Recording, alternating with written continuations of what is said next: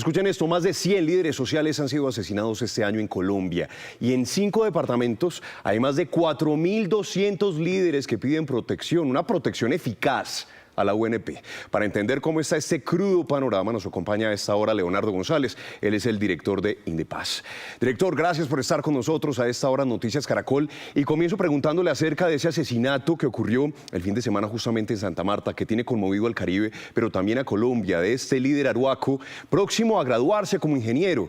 Cuéntanos desde Indepaz, ¿cuál es esa lectura que hacen ustedes hoy de ese difícil panorama para los líderes en el país? Bueno, muchas gracias y buenos días. Sí, lastimosamente ya registramos 104 líderes sociales asesinados, incluyendo este líder joven, arhuaco, una promesa del pueblo arhuaco, que fue asesinado en Santa Marta. El día de ayer registramos el homicidio de una alcaldesa en Puerto Boyacá, y esto es casi que a diario. En una semana son fácilmente asesinados 5 líderes sociales. Entonces, lastimosamente, las medidas de protección todavía han sido insuficientes.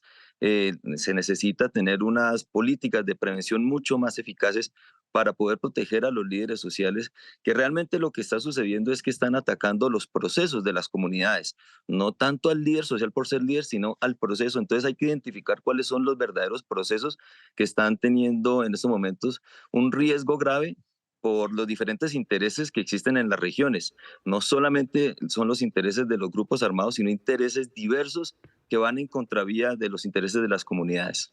Director, son cifras alarmantes de esta situación que enfrentan los líderes sociales hoy en Colombia. Reseñemos esas regiones que están siendo más amenazadas, en donde los líderes ya están cansados de levantar las manos y decir, por favor, medidas que sean eficaces y que cuiden nuestras vidas.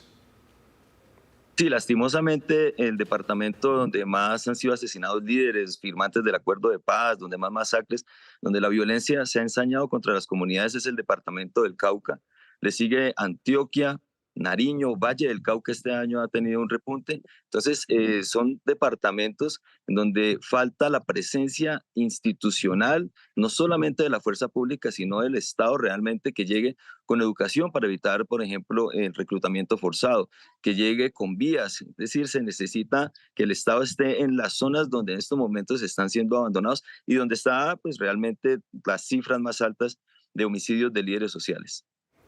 Bueno, director, vamos a ver justamente en pantalla ese mapa en donde aparecen reseñadas las regiones en donde más casos, en donde también los líderes piden esa ayuda. Cauca, 1.206, en Bogotá, 903, en el Valle, 874, en Norte de Santander, 841 y en Santander, 428. Director, la Defensoría del Pueblo ha advertido que las medidas de seguridad para estos líderes no son eficaces. ¿En dónde está el vacío para que realmente sí se les pueda garantizar lo que ellos están pidiendo?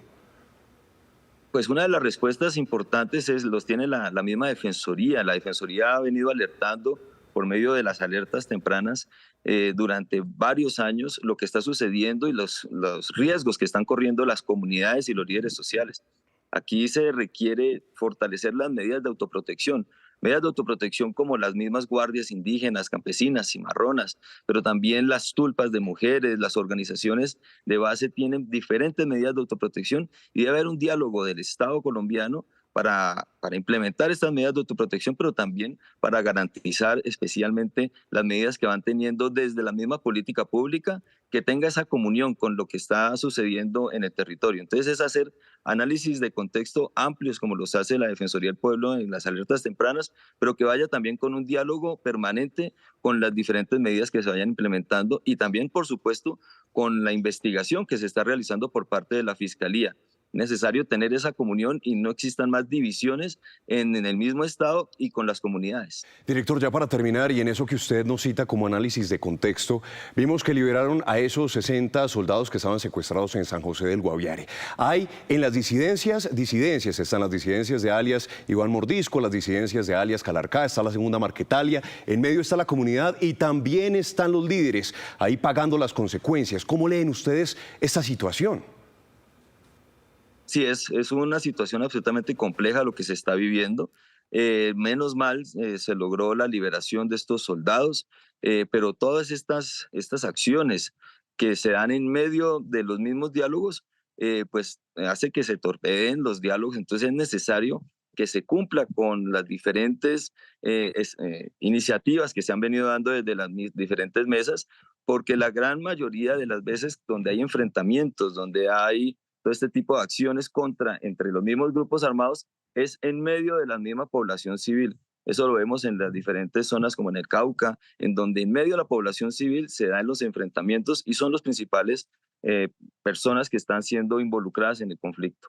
Bueno, director, ya para cerrar, quiero que recordemos bien esas cifras y que nos las quedemos aquí guardadas. Más de 100 líderes sociales asesinados, más de 4.200 piden protección de la UNP, especialmente en 5 zonas, 5 departamentos del país. Leonardo González, él es el director de Indepaz, que a esta hora nos acompaña con este reporte, con este estado, esta actualización de la situación crítica que atraviesan los líderes sociales en el país. Director, gracias. Feliz día.